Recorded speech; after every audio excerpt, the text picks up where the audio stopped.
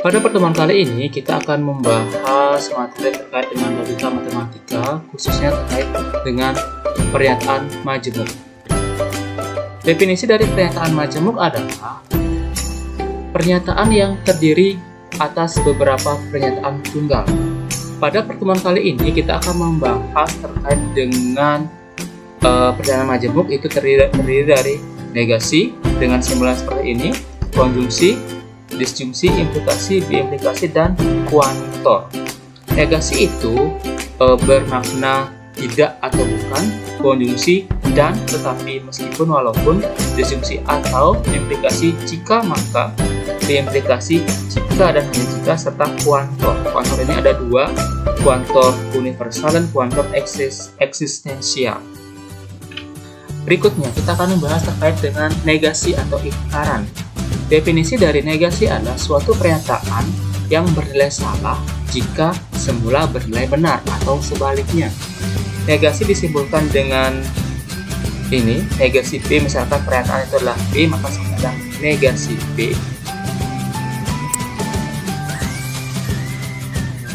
Contoh misalkan P pernyataannya Semarang ibu kota Jawa Tengah, maka negasi atau ingkarannya adalah Semarang bukan ibu kota Jawa Tengah, bukan. Selanjutnya ada pernyataan Q. 15 adalah bilangan prima, sehingga negasinya adalah 15 bukan bilangan prima. Jadi tinggal diisi kata bukan atau tidak saja. Tabel kebenaran dari negasi, misalkan pernyataan P. Jika dia bernilai benar, maka negasi adalah salah. Jika dia pernyataannya bernilai salah, maka ingkaran atau negasinya adalah bernilai benar. Berikutnya yaitu terkait dengan konjungsi. Konjungsi merupakan pernyataan majemuk dengan kata penghubung dan, tetapi, meskipun, walaupun. Dua pernyataan P dan Q yang dinyatakan dalam bentuk simbol konjungsi P dan Q disebut konjungsi dan dibaca P dan Q. Jadi konjungsi itu dibaca P dan Q. Tabel kebenaran konjungsi. Ini pernyataan pertama, benar salah, benar salah untuk pernyataan yang kedua. Jika nanti kedua pernyataan bernilai benar, maka konjungsinya akan bernilai benar atau kesimpulannya bernilai benar, dan seterusnya. Tinggal kalian bisa cek lagi nanti.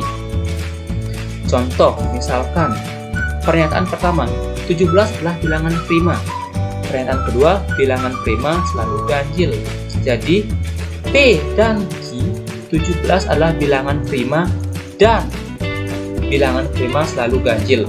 Tinggal isi tanda dan saja. Contoh yang kedua, bunga matahari berwarna biru, bunga melati berwarna putih. Jadi P dan Q, bunga matahari berwarna biru dan bunga melati berwarna putih. Untuk mengecek kebenaran dari pernyataan ini, silakan kalian gunakan tabel kebenaran yang pada slide sebelumnya. Misalkan nanti 17 dari bilangan prima, apakah dia benar atau salah pernyataannya, bilangan prima selalu ganjil atau benar atau salah, apakah kesimpulannya apakah benar atau salah. Silahkan dicek nanti nilai kebenarannya. Yang berikutnya, disjungsi. Definisinya, disjungsi merupakan pernyataan majemuk dengan kata penghubung atau. Ingat, disjungsi itu atau.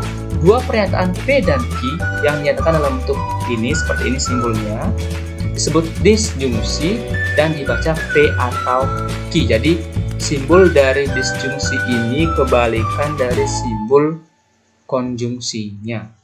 Tabel kebenaran disjungsi. Tabel kebenaran disjungsi.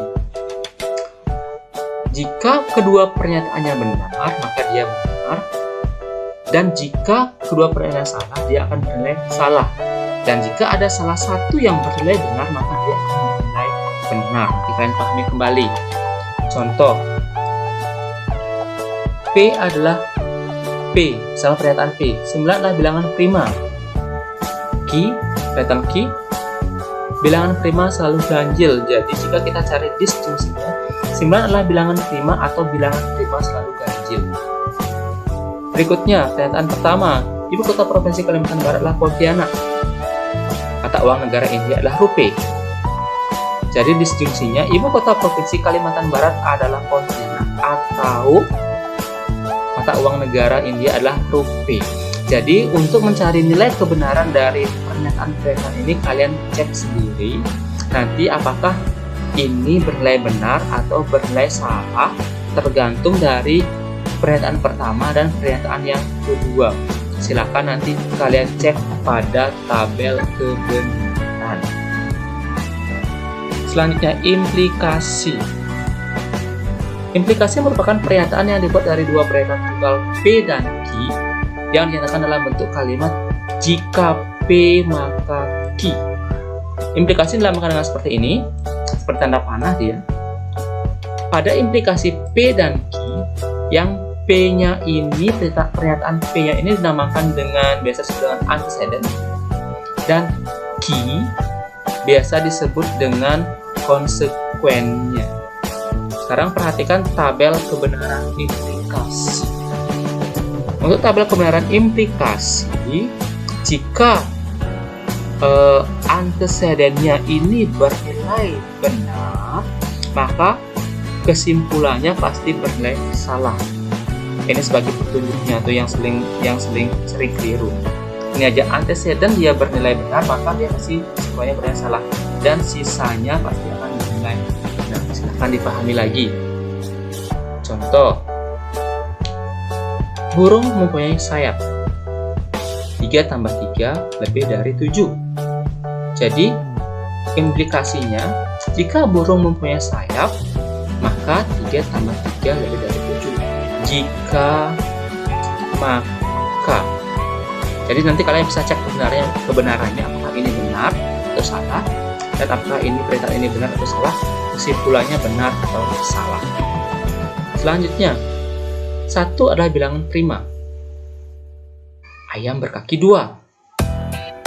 Implikasinya, jika 1 adalah bilangan prima, maka ayam berkaki 2. Silakan cek nilai kebenarannya dengan menggunakan tabel nilai kebenaran. Jadi untuk implikasi, konjungsi, disjungsi, tinggal kalian menggabungkan pernyataan pertama dengan pernyataan kedua saja dengan kata hubung yang sesuai.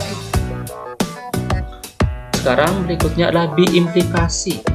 Biimplikasi merupakan pernyataan yang dibuat dari dua pernyataan tunggal yang dinyatakan dalam kalimat P jika dan hanya jika Q. Biimplikasi disebutkan dengan seperti ini, tanda panah dua arah. Ingat, biimplikasi itu P jika dan hanya jika Q. Tabel kebenarannya. Untuk tabel kebenaran biimplikasi, cara mudah mengingat adalah dengan melihat antecedent dan konsekuen yang sama. Jika antecedent dan konsekuen sama, maka kesimpulannya pasti bernilai benar. Jika berbeda, pasti bernilai salah.